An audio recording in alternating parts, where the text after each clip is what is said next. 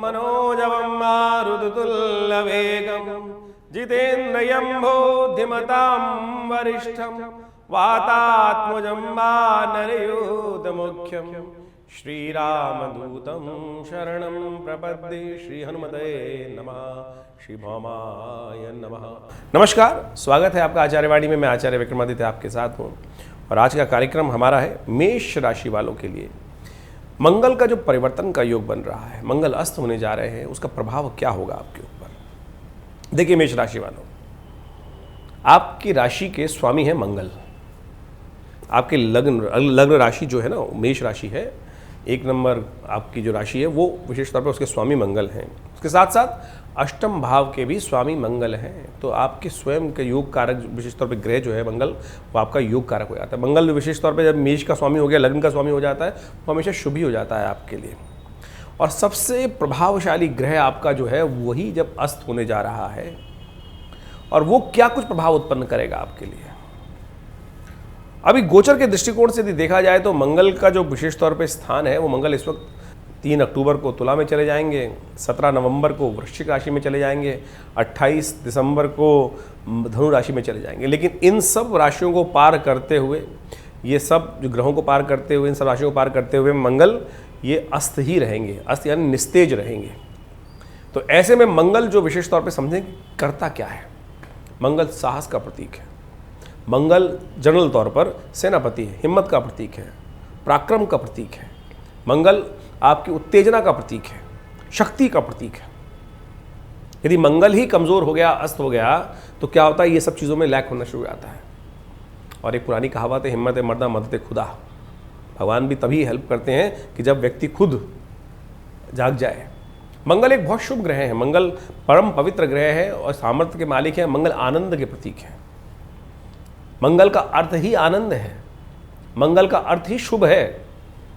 कुछ लोगों के मन में भ्रांति है कि मंगल अशुभ हो जाते हैं। मांगलिक किसी को व्यक्ति को कह दो कि भैया आपका बच्चा मांगलिक है, वैसे ही ऊपर पसीने छूट जाते हैं उसके। हमारे पास लोग, बहुत सारे लोग आते हैं, उनको जब हम कहते हैं कि भैया आपका कभी जन्मपत्री में योग होता है, मांगलिक है आपका बच्चा, बेचारा परेशान हो जाता है कि महाराज क्या कह रहे हैं आप कि मंगल बच्चा मांगलिक है, ये तो बहुत परेशानी का प्रभाव है। अरे कहाँ, किसने समझाया आपको ये बातें। मंगल मांगलिक होना शुभ है, शुभत्व का प्रतीक है। घर में मांगलिक कार्य करते हो ना, शादी विवाह, जितने भी कार्य, गृह प्रवेश, ये सब मांगलिक कार्य माने जाते हैं। तो फिर मंगल का होना शुभ है। मंगल का भगवान की प्रार्थना करते हैं, मंगलम भगवान विष्णु सर्व मंगल मांगल्ये शिवे सर्वार्थ साधिके। मंगल की कामना करते हैं ना, और फिर आप कह रहे हो मंगल अशुभ नहीं है। मंगल शुभ है। इस भ्रांति को हटाओ। कुछ लोगों ने आपके मन में जिस प्रकार का बीजारोपण कर दिया है, वो बेसिकली वो कष्ट का कारक है। अब मंगल करेंगे क्या विशेष तौर पर। मंगल जैसे सामर्थ्य के मालिक हैं, आपके अनुसार हम बताया तन लग्न के मालिक हैं, प्रभाव के मालिक हैं, आपके अंदर एंजाइटी बढ़ा सकते हैं। मंगल जब आपके राशि का स्वामी, सबसे मुख्य स्वामी जो ग्रह है आपका, योग कारक ग्रह है, वही अस्त हो गया, तो आपके लिए सबसे शुभ ग्रह प्रभावहीन हो गया। तो आपको बड़े समझ की आवश्यकता है कि ऐसे में क्या करना चाहिए, कैसे आपको अपने जीवन में उसका प्रभाव रहेगा। तो पहले समझ लें कहाँ कहाँ मंगल चलेंगे और क्या कुछ कर सकते हैं मंगल आपके लिए। तो मेष राशि वालों, आपकी राशि के अनुसार से मंगल जब कन्या राशि में चल रहे हैं, कन्या राशि में अस्त हो जाएंगे। छठा भाव है। छठा भाव विशेष तौर पर रिपु भाव माना जाता है। छठा भाव रोग का भाव माना जाता है। तो ये सब वहाँ अस्त चलेंगे। उसके बाद मंगल आ जाएंगे सप्तम में। सप्तम दाम्पत्य जीवन का स्थान, विशेष तौर पर पत्नी का स्थान, पति का स्थान माना जाता है, व्यापार का स्थान माना जाता है। उसके बाद अष्टम भाव में चले जाएंगे, वो मृत्यु का भाव माना जाता है, बंधन का भाव माना जाता है, जेल का भाव माना जाता है। उसके बाद नवम भाव में जाएंगे, वो आपका धर्म का भाव है, भाग्य का भाव है। तो ये सब प्रभाव यहाँ पर रहेंगे। अब मंगल का इन सब भावों में लगातार प्रभाव रहने वाला है, उसके अनुसार से आपके जीवन में प्रभाव पड़ने वाला है। मंगल वास्तविक तौर पे हैं कौन, ये भी सबसे पहले उससे पहले समझ लें कि मंगल ग्रहों के दृष्टिकोण से भारतीय ज्योतिष विज्ञान, योग, भारतीय अध्यात्म विज्ञान के अंदर हर चीज़ का सृजन का कारण बताया गया है। मंगल साक्षात शिव के अवतार हैं, शिव के अंश हैं, धरती के पुत्र हैं, देव हैं। कहा जाता है कि जब कथा घटना घटी कि भगवती जो सती थी, वो भगवान शंकर से उन्होंने कहा कि पिता ने यज्ञ रखा है। जब उन्होंने देखा आकाश मंडल में कि सब लोग अपने विमान से जा रहे हैं, बोले कहाँ जा रहे हैं। समझ में आया, सूचना मिली कि दक्ष ने, सती के पिता ने, माँ भगवती पार्वती के पिता ने यज्ञ रखा है, बहुत विशाल यज्ञ रखा है, और उसमें शिव को नहीं बुलाया। तो भगवती बड़ी परेशान होती हैं अंदर से कि शिव को, मेरे पति को नहीं बुलाया। और कहा जाता है एक पुरानी शास्त्र के दृष्टिकोण से, जिस यज्ञ में शिव आमंत्रित ना हो वो यज्ञ विध्वंस हो जाता है, और वही हुआ। इसलिए शिव का अंश यज्ञ में सबसे पहले रखा जाता है। आप घर में भी यज्ञ करते हैं तो इस बात का ध्यान रखें कि सब शिव के निमित्त आहुति उसमें अवश्य प्रदान करें, शिव को अवश्य आमंत्रित करें, शिव के निमित्त अभिमंत्रण, उनका आमंत्रण सबसे पहले होना चाहिए। यदि उनको नहीं, उनके निमित्त आहुति प्रदान नहीं करी, वो यज्ञ निस्तेज है, वो यज्ञ का प्रभाव शून्य हो जाएगा, वो यज्ञ विध्वंस हो जाएगा, वो यज्ञ निष्फल हो जाएगा। तो भगवती भगवान शिव की से आज्ञा मांगती है कि मुझे जाना चाहिए। तो भगवान कहते हैं कि भाई जहाँ बुलाया ना जाए वहाँ जाना निषेध है। तो फिर भी सती जबरदस्ती जिद करके चली जाती हैं, और वहाँ जाकर जब देखती हैं कि शिव का स्थान ही वहाँ नहीं रखा गया है, तो उस दक्ष के यज्ञ में अपने आप को हवन कुंड में समर्पित कर देती हैं।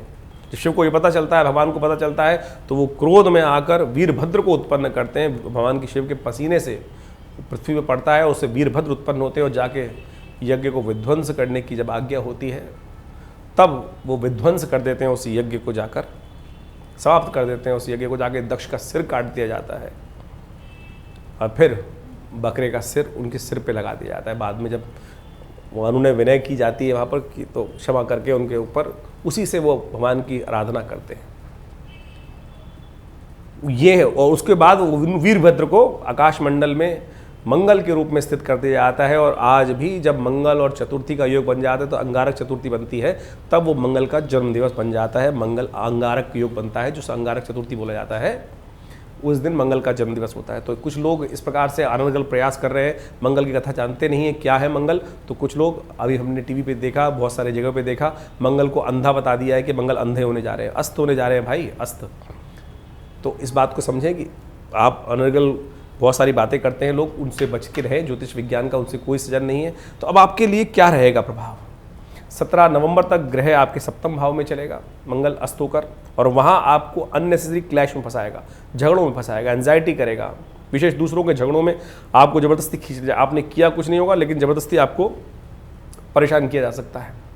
इसलिए दूसरों के झगड़ों में ना पड़े, इस बात का विशेष तौर पर ध्यान रखने का आपको प्रयास करना चाहिए, और ख़ासतौर पर दूसरों के झगड़ों से दूर रहने का प्रयास करना चाहिए। ऐसे में अपने विशेष तौर पर व्यवसाय, जो कमीशन का काम कर रहे हैं, सरकारी महकमे के साथ काम कर रहे हैं, व्यापार में कुछ ना कुछ दिक्कत आने के योग बन सकते हैं। तो उसके निमित्त कुछ उपाय बता रहे हैं, वो अवश्य करने का प्रयास करें। गुड़ का दान, लाल वस्त्रों का दान, मसूर की दाल का दान कर सकते हैं। मंदिरों में कुछ विशेष तौर पे कंस्ट्रक्शन से रिलेटेड जो सामान है वो दान कर सकते हैं। और ख़ास तौर पे कोई छोटी चांदी की चीज़ का दान किसी मंदिर में जाकर कर दीजिए, या चांदी के लोटे से विशेष तौर पे कुछ पात्र लेकर मंदिर में दे दीजिए, ये आपके लिए बहुत सुंदर रहेगा। इसके द्वारा भगवान शिव का नित्यपति अभिषेक करने, ये भी बहुत सुंदर रहेगा। हनुमान चालीसा का नित्यपति पाठ करना, ये आपके लिए बहुत सुंदरतम उपाय रहेगा। इसको कर आप लाभ ले सकते हैं। इसके बाद मंगल का परिवर्तन होगा, कुंभ वृश्चिक राशि में मंगल आ जाएंगे करीब 17 नवंबर को, और ये आपके लिए बहुत विशेष तौर पर सावधान भरवा है। किसी बंधन कॉन्ट्रैक्ट में ना फंस जाए, अननेसेसरी की कमिटमेंट आपको परेशान कर सकती है, तो ऐसे में ध्यान रखने की ज़रूरत है। आप एक काम करिएगा, उस समय में मीठी रोटियां बनाकर, चीनी लगाकर, रोटी में गुड़ लगाकर श्वानों को दलवा दीजिए। नित्यपति शाम को ये उपाय कर दिया कीजिएगा, इससे आपके कष्ट होने के, दुख देने के कष्ट होने के योग हैं वो समाप्त होने के योग बन जाएंगे। इसके बाद 28 दिसंबर से लेकर करीब 16 जनवरी तक मंगल जो है अस्त होकर आपके भाग्य में चलेंगे। ऐसे में आपको नित्यपति हनुमान चालीसा का पाठ, हनुमान जी को विशेष तौर पर मंगलवार और शनिवार को पीपल के पत्तों की माला, ये सब अर्पित कर आप अपने कष्टों को दूर कर सकते हैं। तो लगातार इन उपायों को कर आप बहुत प्रकार की समस्याओं से निदान प्राप्त कर सकते हैं। मंगल का ये अस्त होना विशेष तौर पर एक भौगोलिक घटना है, उसके अनुसार से विभिन्न प्रभाव बनते हैं। ये हमने गोचर के दृष्टिकोण से आपको समस्त प्रकार से इनके बताने का प्रयास किया है। ऐसे में क्या क्या कुछ प्रकार के योग हैं, ये गोचर के हिसाब से बता रहे हैं, लेकिन आपकी राशि के अनुसार से मंगल कहाँ पर बैठे हैं, किस ग्रह के साथ योग बना रहे हैं, कौन सी दशा चल रही है, नवांश में किस प्रकार के हैं, द्वेषकांड में किस प्रकार के, इन सब चीज़ों को समझकर फिर पूरी तरह से विवेचना करने के बाद ही बहुत सारी चीज़ों को समझाने का प्रयास किया जा सकता है। तो ऐसे में कोई प्रश्न हो तो आप हमारे साथ जुड़ सकते हैं।